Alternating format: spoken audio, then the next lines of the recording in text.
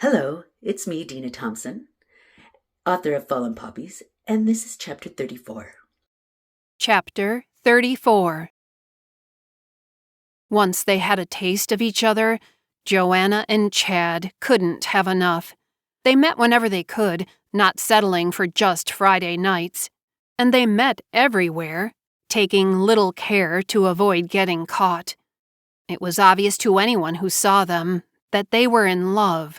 Their eyes were always locked in a dreamy expression, oblivious to anyone around them. Only a fool couldn't see what was going on. Constance gave up warning Joanna. She knew her sister was head over heels, and although she disapproved of Joanna's love affair with Chad, she couldn't stop it. Their romance lasted for a year. The sun sparkled off the steel railings of the rooftop restaurant, and the warm summer breeze carried with it the sweet aroma of jasmine. Mara Joy and her red-headed friend Lauren were seated across from each other at their favorite outdoor cafe, chattering away and enjoying their lunch, a ritual they had kept up every Wednesday for years. "What is it, Lauren?" Mara Joy said, annoyed with her friend as she picked at her salad. She pushed it aside, disgusted. "We should really eat somewhere else. This place is turning into a dump." Lauren laughed nervously and lit a cigarette. She offered one to Mara Joy, who took it willingly, lighting up. She inhaled, squinting her eyes at Lauren. They had somehow managed to stay friends, although Mara Joy didn't particularly care for Lauren much as a person. She was flighty and tended to get on her nerves, but somehow she felt obligated to her. "What's up? You have been chomping at the bit all afternoon to tell me something. Spill it before you burst," Mara Joy demanded, inhaling deeply. She shouldn't be so hard on Lauren, but the girl made it easy to do so. Lauren was jittery. She wanted to tell Mara Joy she knew about Chad and Joanna. She wanted to hurt the self-righteous bitch, but she couldn't help but be afraid of the black-haired devil. "I've been hearing things." Lauren puffed on her cigarette, shaking. She tried to appear calm, her body trembling as she forced a smile. Mara Joy quirked an eyebrow and smirked, her eyes narrowing in suspicion and amusement. Could Lauren have actually figured out she was having an affair with her boyfriend? No, they were discreet, as she was with all her friends' husbands and boyfriends. It was a game with Mara Joy. She enjoyed taking her friends' men to bed. They always went willingly into her arms and begged her constantly for more. Once she became tired of them, she dumped them, knowing it was she they desired when they went back to their wives, with their tails between their legs. But she wasn't interested in the weak rascals. Some had been a nuisance, wanting to leave their wife or girlfriend for her.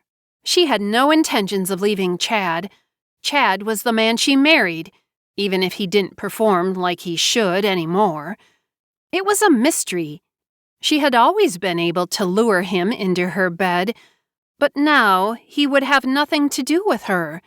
He actually avoided her as much as possible. Everything she did to try and entice him ended up in failure. It had been a long time since they had been together as man and wife, and it was beginning to upset her. "I have heard some things about Chad." Lauren paused, preparing to spill the news.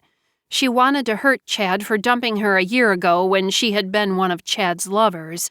That was until Joanna entered the picture. He left Lauren without a word of explanation, and the humility of it enraged her.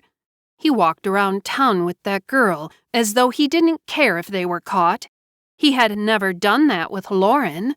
Never. "What are you trying to say, Laur?" Mara Joy didn't look impressed as she sucked back on her cigarette. "He's been seen with your sister Joanna a lot lately. Actually, for some time." Lauren took a deep breath. The words were out. She quickly shoved a fork full of salad into her mouth. Mara Joy looked shocked. Joanna and Chad? It couldn't be true. Or could it? Are you trying to say that my husband and sister are sleeping with each other? She laughed, composing herself. She wouldn't let Lauren know how much the news had affected her. Well, Lauren felt embarrassed as she swallowed her lettuce whole. Maybe she was wrong, but it didn't seem likely. Besides, Lauren of all people knew Chad was not faithful to his wife. If he could cheat on Mara Joy with her best friend, why couldn't he do so with her sister, too? Lore, Joanna is Chad's sister-in-law. They have a right to see each other. Mara Joy laughed again, tossing back her dark hair casually. That doesn't mean they are lovers. They're family, for Christ's sake. It's just that people are talking, Mar. Lauren looked around, eyeing the other occupants of the restaurant. Oh. Mara Joy leaned over the table, their eyes locked. Mara Joy's were ice blue and cold. Corruption lurked behind her orbs. People talk a lot, don't they, Lauren? They talk all the time about all sorts of people. People like... She shrugged her shoulders. Lauren sat back in her chair, blushing. She knew that look in Mara Joy's eyes. Take, for example, your parents. Why, just the other day, I heard those same people talk about your mother again. Stop it. She was aware of what people said about her mother. She didn't need to hear it from Mara Joy. All right, you're right. Chad is not seeing Joanna. Well, to believe people who talk about my husband, Lauren, really. These are the same people who call your mother a, how do I put this kindly, a pussy licker. Mara Joy relished making Lauren suffer.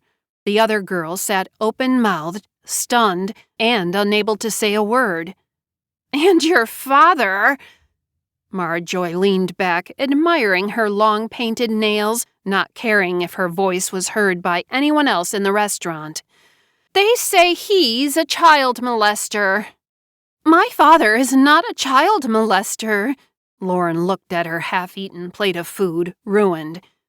Why had she foolishly thought she could somehow knock Mara Joy off her high horse? Hadn't she learned after all these years that she was no match for her? Well, people say he has been going to Millie's place, and we all know Millie runs a whorehouse. They say he only wants the sweetest and youngest of the lot. Pays big bucks, I hear. Stop it, Lauren interrupted, grasping the table hard. I was only being a friend and telling you what I heard. I'd think you would want to clear up all the rumors. She lit another cigarette and tried not to look at Mara Joy's cold eyes. I know. You were just trying to be a good friend, Mara Joy said sarcastically. She could see through Lauren so easily. She was an easy target. Too easy. It wasn't even fun. Let's forget we ever had this conversation. Mara Joy reached across the table and placed a comforting hand on Lauren's shaking one. All right, she soothed. Lauren nodded, not saying anything. Chad adores me. He would never make love to anyone but me, Mara Joy said sincerely. Lauren's face bobbed up in surprise. Visions of Chad's naked body covering hers filtered into her mind. Looking Mara Joy straight in the face, Lauren, her body illuminating, smiled. Of course he wouldn't. Joanna lay on her little bed in the room she shared with Constance and Pauline. She wiped away the tears that fell freely down her cheeks. It finally was really over. They had gone too far this time. Earlier that day, she had taken a bus to another town. Under a false name, with a cheap wedding band on her finger, she had gone to a doctor to confirm her fears. She was pregnant. Oh, Chad! She cried out loud. There was no fear of being heard. The entire family was out of the house for a change. "What am I going to do? What am I going to do? I am such a fool, such a damn stupid fool." She buried her face deep into the folds of her pillow and sobbed. "Joanna!" She bolted up straight, startled by the sound of the voice outside her door. It was Mara Joy, and she sounded furious. "Joanna!" Mara Joy pounded on the door. "You let me in this instant!" "Go away!" she sobbed. She couldn't take facing her sister at that moment. She was the reason Chad and Joanna would never be together. Once again, it was her who destroyed any happiness Joanna had. Mara Joy threw open the door. Her hands rested on her tiny waist, legs braced apart. A volcano ready to erupt. Her black hair frizzed madly around her face, and her steel eyes burned with hate. "Get out of here!" Joanna screamed hysterically, waving at the door. "Get out of here! Not until you tell me the truth, you hussy!" Mara Joy heaved, ready to pounce on the crumbled form collapsed on the bed. "Are you sleeping with my husband? Leave me alone!" Joanna screamed, unable to deal with Mara Joy on top of everything else. The world as she knew it was coming apart. Everything was crashing down around her. "Get out of my room, you bitch!" Mara Joy jumped back. Her face had gone crimson in anger. Never had she felt such rage. "You called me a bitch! You don't even have the decency to sit there and lie about it, do you?" She was no longer yelling, but the venom in her voice was much more poisonous. "You filthy slut! How can you call yourself a sister? You are not my sister!" Joanna hurled out unintentionally. She covered her mouth, shocked by what she was saying. The memories started flooding her mind. Oliver telling her parents to take care of his little girl. The constant confusion over Oliver's resemblance to Mara Joy. How Mara Joy was the only child out of 5 who didn't take after anyone in the family. Except, that is, Oliver. And Oliver mentioning Mara Joy's name. How some woman would have liked it. What was her name? Tamara. She killed herself and left her daughter to be raised by Alan and Jo Beth. Mara Joy, the child who brought her parents together. They must have married so they could give Mara Joy a proper home. It all made sense now. Why had she not seen it before? Mara Joy was not Joanna's sister. Not even Joanna wanted to believe that. "Stop it!" Mara Joy stormed. "That is not even funny to joke about. You may hate me all you want, but I will always be your sister."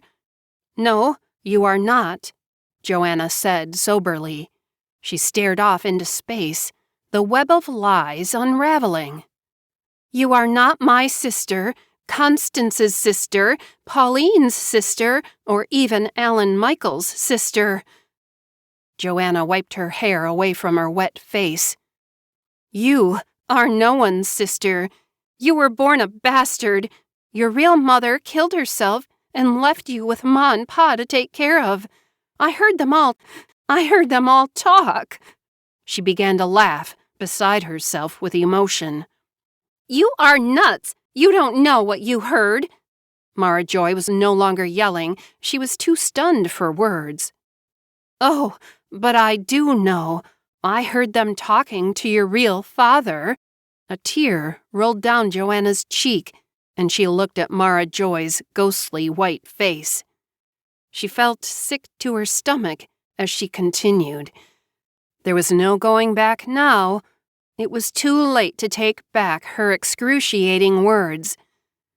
"He told Ma and Pa not to tell you about him, that it was better if you knew him like the rest of us knew him." "Stop it!" Mara Joy covered her ears with her hands and stomped her foot. "I don't want to hear any more of your lies." "And You know how we saw him, Mara Joy? We saw him as our uncle." "No, please don't," Mara Joy begged, agony escaping her throat from deep within her soul as she grasped her ears tight, shaking her head. "Uncle Oliver." "It's not true," Mara Joy wailed, running to strike Joanna. "Why are you being so cruel?" Joanna held back Mara Joy's hands as she tried in vain to strike her. "It is true," Joanna raged, full of fury for all the times Jo Beth paid more attention to Mara Joy than her. Her mother loved another woman's child more than she loved her own. "Ask them, Mara Joy.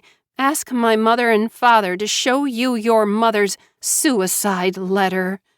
Joanna couldn't believe the words that flew from her mouth. Suddenly, everything she had ever overheard her parents say was crystal clear in her memory. "This isn't true. You are just trying to hurt me." Mara Joy collapsed on the bed beside Joanna and whimpered quietly, her head hanging low, overcome with grief. Joanna had never seen Mara Joy so destroyed, not even when she lost the baby. "Get out of here," Joanna said softly, devoid of emotion. "Get out of my room and my life and stay out. You have ruined enough lives." Mara Joy wiped real tears away from her eyes. She didn't want Joanna to see her crying. "I'll find out the truth." Mara Joy stood up straight and glared down at the crumbled form of Joanna. She looked as bad as Mara Joy felt.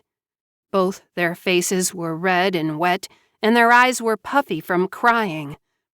"I'll find out from our parents. Do you hear me? Our parents." Mara Joy's sudden outburst caused Joanna to jump. She began to feel cold at the very root of her being. "And then my main goal in life will be to pay you back for the pain you have caused me. If you thought your life was ruined now, just wait, dear sister. When I am through with you, Joanna, you will wish you were dead." And she was gone like a ball of blazing fire. A frigid finger traced up Joanna's spine, causing her skin to break into a minefield of goosebumps. She believed Mara Joy. She believed every word she said. "It wasn't supposed to be like this," she screamed into her pillow. "It wasn't supposed to be like this." Mortified, she sat up. Mara Joy was probably headed home to confront Chad. Joanna jumped out of bed and headed to the kitchen. She had to tell him that she had destroyed his wife's life in more ways than one. Chad answered shortly after Joanna dialed his number. In a shaky voice, she said his name. "Joanna, what is wrong?" he asked, concerned. She sounded frantic. "I need to see you right away, now." "What is wrong? Tell me." His voice was urgent with worry. "I can't on the phone. I'm leaving now." She proceeded to tell him where to meet her. Within 10 minutes, he was dressed and in the car. Joanna was already waiting when he pulled up to the little park. Jumping out of the car, he ran to her and embraced her tightly. She was beside herself, on the verge of hysteria, and it didn't seem like she could stop. "Hun," he caressed her hair. "Sweet Joanna, what is wrong?" "She knows about us," Joanna blurted out through her tears. There was no point in beating around the bush. "What?" First panic, then relief flooded Chad. If Mara Joy knew, maybe she would divorce him, and he could be with Joanna properly, like it should be.